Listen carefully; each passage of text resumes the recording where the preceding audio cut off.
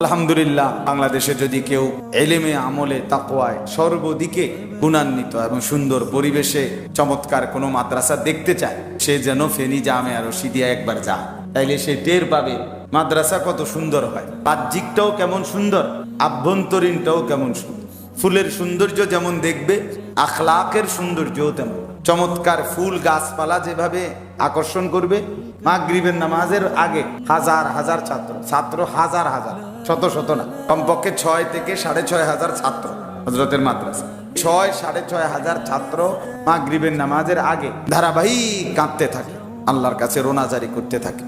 আমি সবাইকে অনুরোধ করছি, একবার দেখে আসবেন, দিল জুড়ায় যাবে।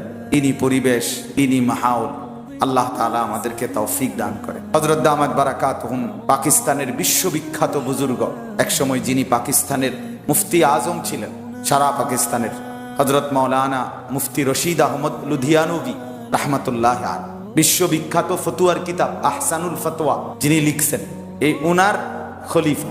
এই যে কথার মধ্যে একটা কথা বলছি কিনা, যে পাকিস্তানের হযরত রাহমাতুল্লাহ আলাইহি বলেন, বলছেন না, এই উনার কথা, উনার শায়েখ, উনার নামেই মাদ্রাসা রশিদিয়া, উনার শায়েখের নামে মাদ্রাসা। যিনি অনেক বড় বুজুর্গ ছিলেন, পাকিস্তানের মুফতি আজম ছিলেন, মৃত্যু পর্যন্ত যিনি পাকিস্তানের হযরত আকাশে সূর্য দেখেই, আলো দেখেই সময়ের হিসাব বের করে বলতে পারতেন, ঘড়ি দেখতে হইতো না।